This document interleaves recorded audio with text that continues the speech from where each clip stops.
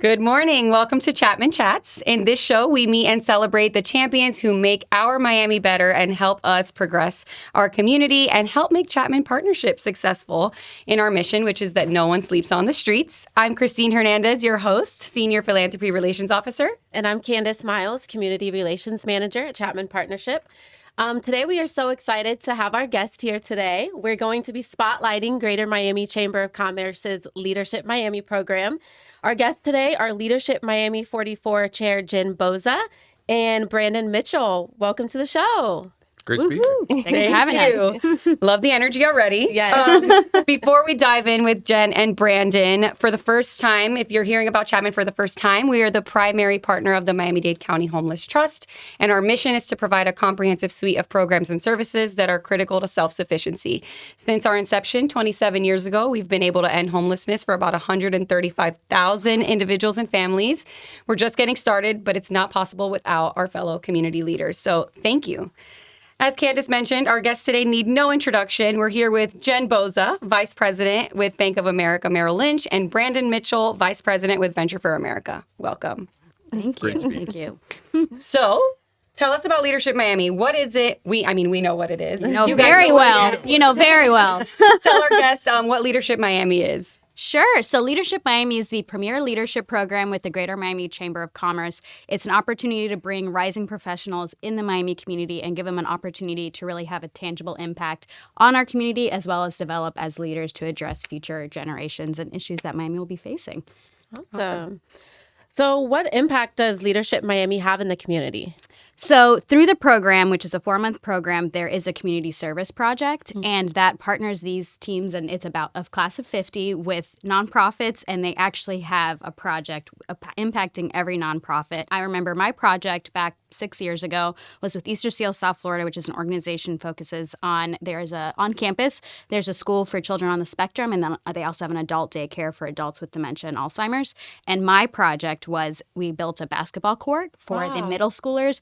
Prior to our project, if you looked, they were playing on tree roots, which is quite dangerous for children. For children, all children. And so that included planning, fundraising, executing the things I learned while doing that project. Can imagine.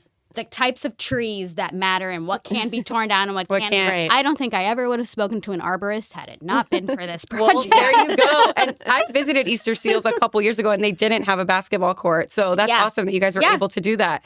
Thank you. What about you, Brandon? What do you think the impact Leadership Miami has on the community is?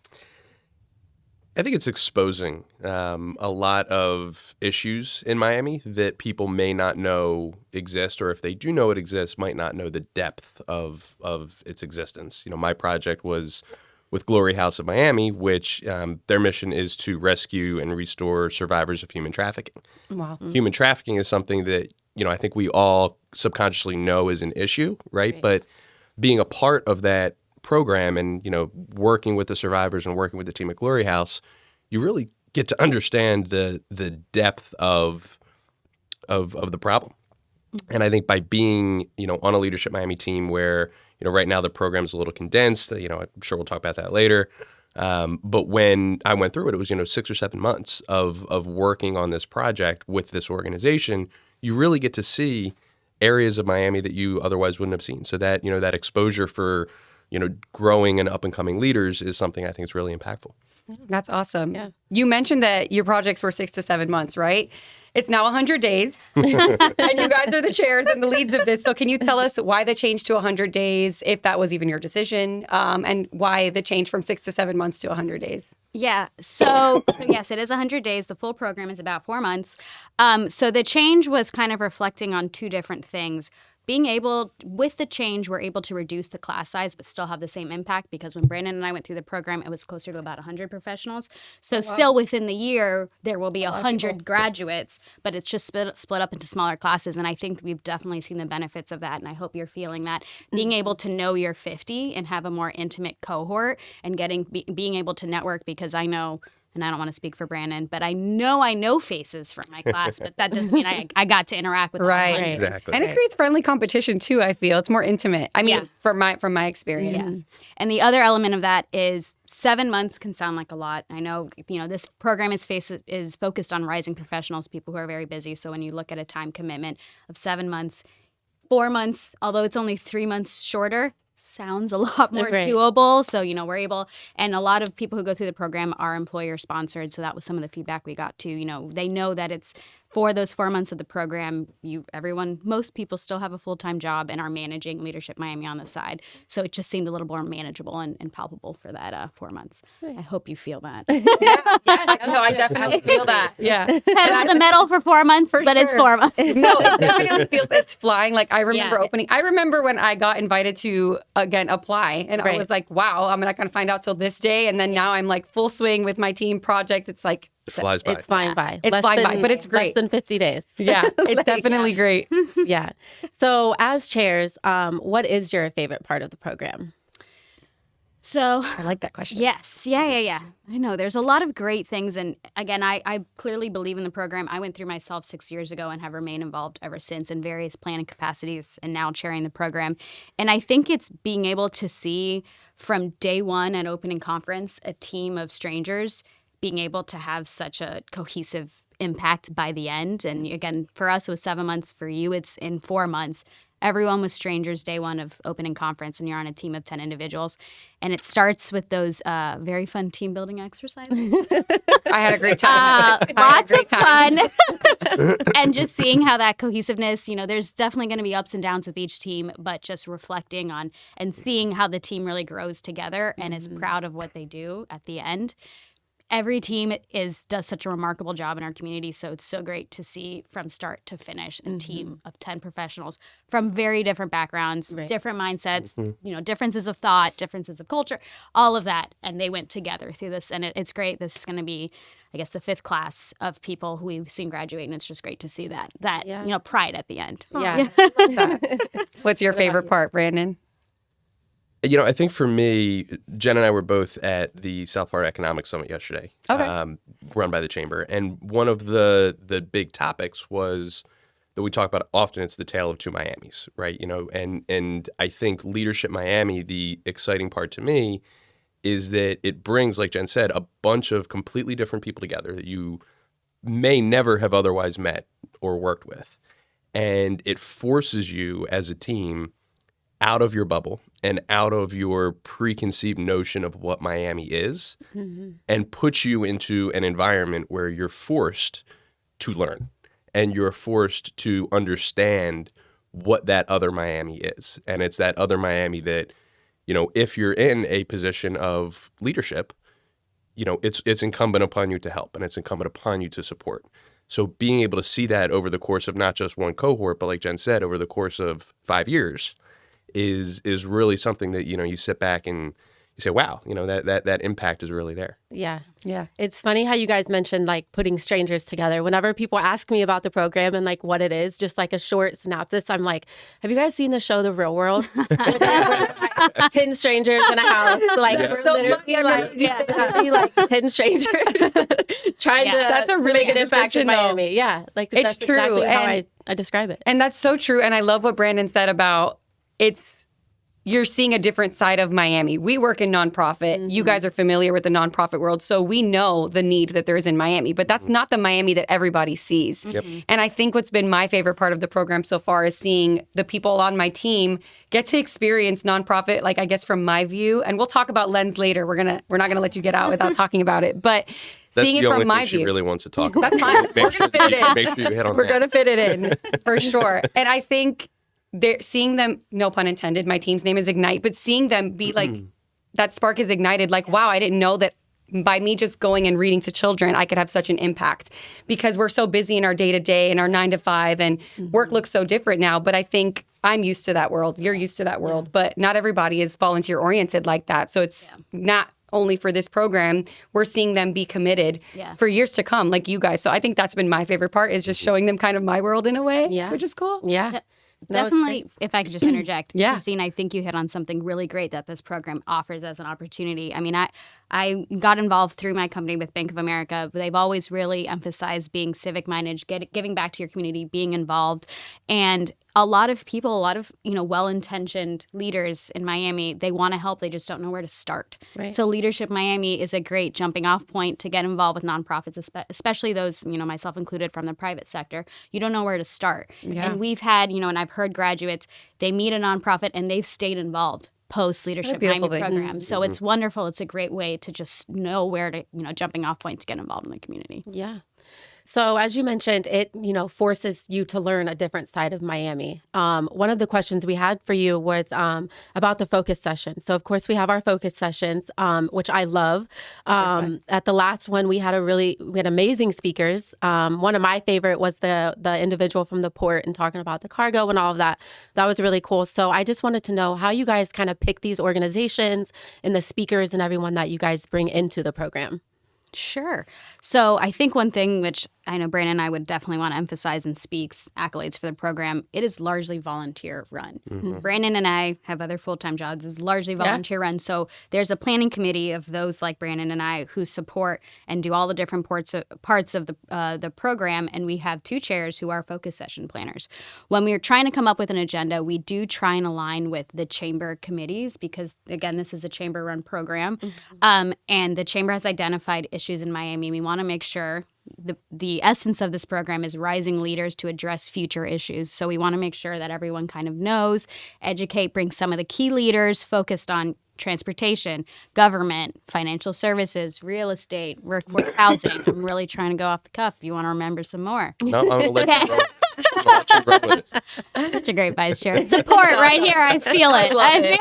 Love it. And to make sure that we're bringing in those key leaders because we want those in the room, those in the program to be more educated on these issues. So we, again, volunteer run, and everyone we bring in it's an ask. And it really speaks to the support Leadership Miami has in the community because we don't really ever receive a no when we have an ask unless they just can't because of scheduling. Right. Scheduling. But everyone wants to come speak to this class to the participants in the room. So yeah, and I can definitely it does speak volumes, and I can definitely say that the people that I've known that I've gone through Leadership Miami, I can say it's always been fun to go to the events and support my peers in it, but I always had FOMO. I was like, I want to be in on that. And I feel like that's a common feeling because it really brings you, it's visible, the camaraderie. It's visible that everybody's coming together. It's fun. It's friendly. How do you guys pick the nonprofits? I'm sure that so many apply because it's such a well-known program. How do you guys pick the nonprofits? Sure. She looks right over at me. I just want to spread the wealth and give you some mic time. Gee, thanks. So we have an application process, like you mentioned. The application process for the fall is going to open up in a couple of weeks, and we're going to start, working with the local nonprofits to craft those applications. We look for two main things. One is the impact, right, that it's going to have in the moment, and that sweat equity for the team. Are you going to be able to actually go in and, whether it's, like Jen said, building a basketball court or renovating a facility, whatever that looks like, we want that impact in the moment to be real. Mm-hmm. The second thing that we look at, though, is sustainability, right? So, what is the long-lasting implication of this project going to be? Is it something that's just going to happen in the moment and then people are going to forget about it? Or is it something that's potentially going to impact 5, 10, 15 years down the road, the folks that are using it, that basketball court that's still being used or that food pantry that is still supporting the community. That's the second real main aspect that we look for.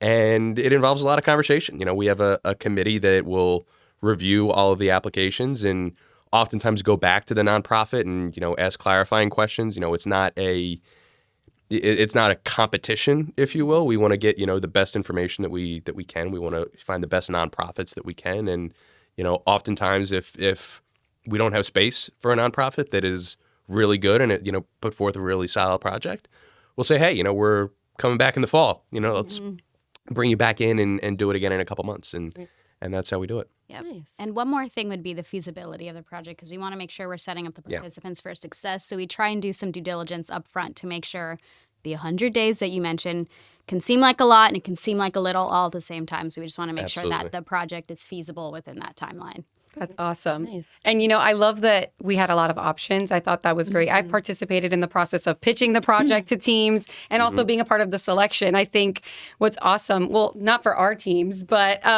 we had other teams had an advantage where neither of us could pick Chapman. So Chapman was a project that was selected this year.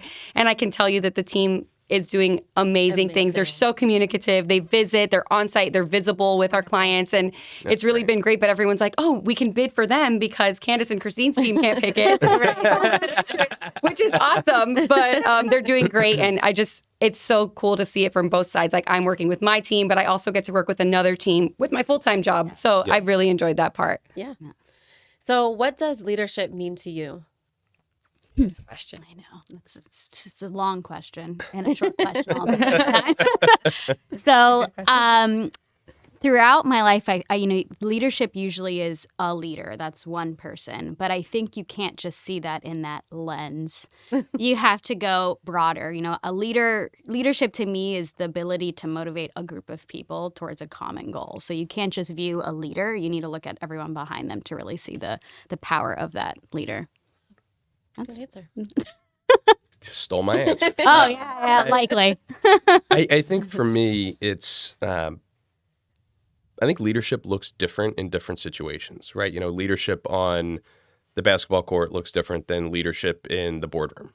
And I think leadership intrinsically is about, like Jen said, it's about, going out and making sure that you're inspiring your people and your team, setting that vision. I think it's also about accountability, right? I think as a leader, the buck stops with you, and you need to take responsibility for the final outcome of the project or the team.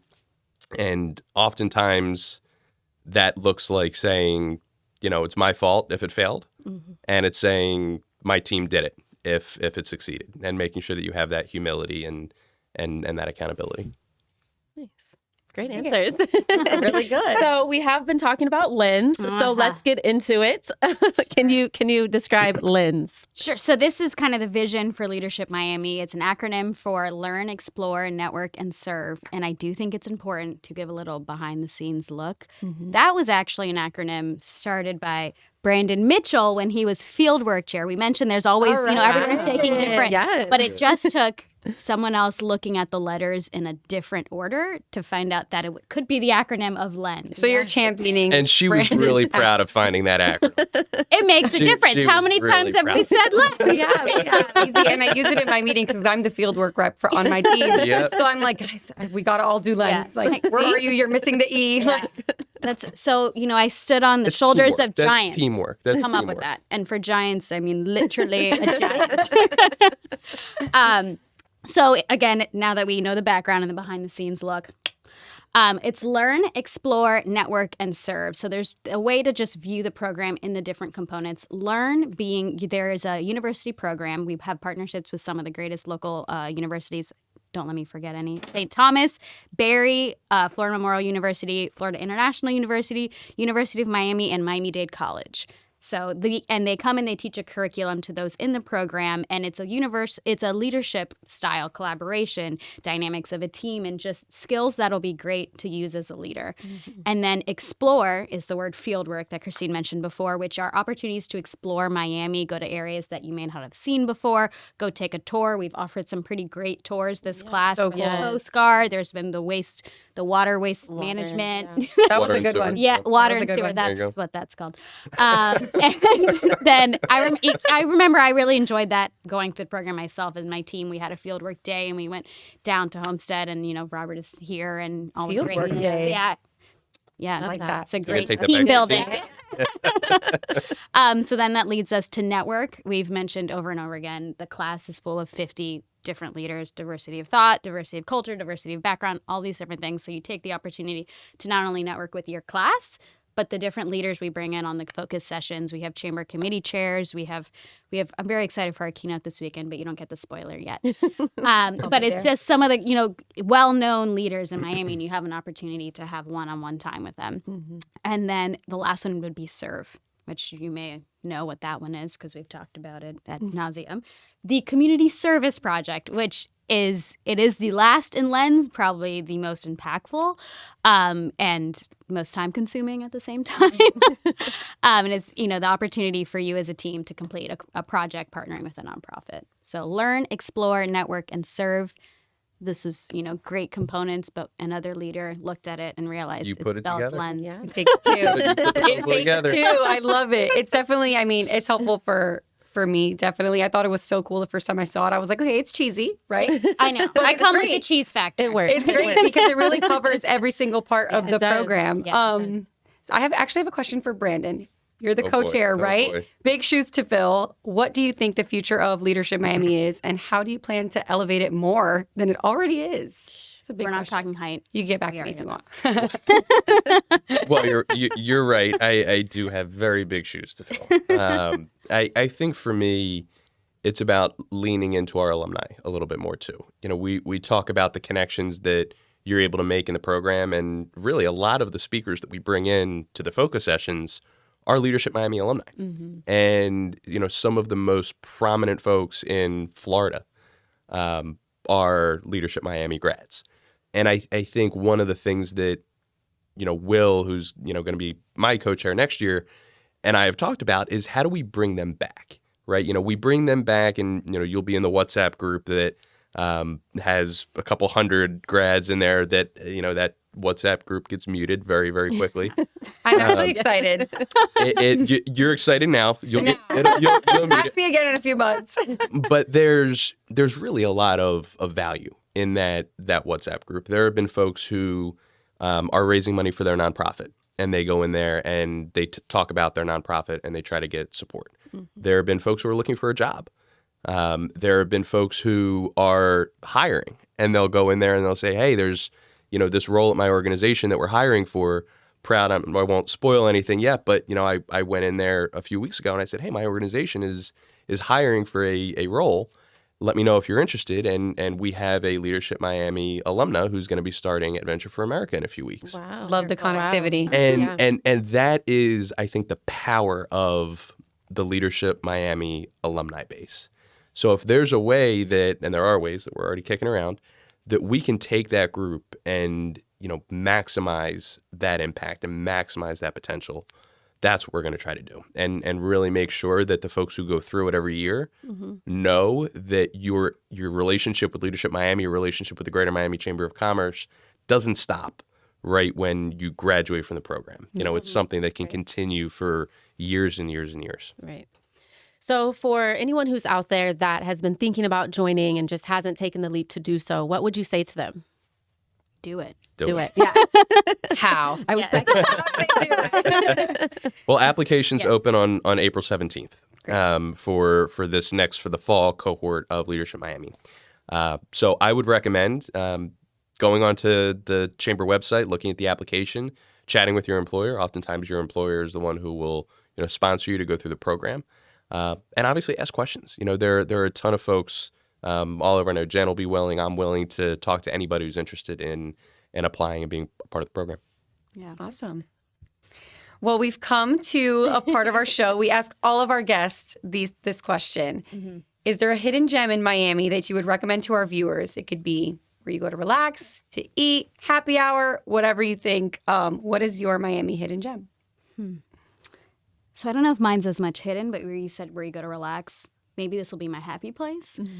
Mojo Donuts. When it's either the food truck at the wharf or if I'm down in South Miami, and it technically did start in Broward. Just so Slide that in there. but that's where when I'm looking for something, I'm like, no, I want a good donut. Yes. Let me go get me So some. Which is good. your favorite one? So good. So I'm actually a typical Homer Simpson gal, which is like just the pink strawberry frosted with sprinkles. Classic. But there, there is, for those who don't know, I'm a donut connoisseur. There's yeast, and there's cake. Connoisseur. I wear many titles. Brandon. Wearing many hats Lots over of here. titles. A donut connoisseur. You're You're adding that to the bio. We're adding Is that on your LinkedIn profile too? It needs to be, really clearly. Getting invited to donut tasting. I'll just put the emoji in, that's all. Works. Yeah. So, anyways, Awesome. donuts are good. I think I here want to make Jen roll her eyes at me, and I will say that the hidden gem All right. It is the Watsco Center at the University of Miami, the home of the Midwest Regional Champions in this year's March Madness. And I don't know when this is going to go out, but we got a big game on Saturday coming up. We got a big game on Monday. I'll say the Watsco Center. Awesome. Jen for sure. Thank you so much. Thank you to Community News for this opportunity. Thank you to our lovely guests and Leadership Miami chairs and co-chair, Jen Bouza, Brandon Mitchell. I'm your co-host, Cristine Hernandez. And I'm Candice Myles. Thanks for so watching. much. Thanks for having us. It was fun.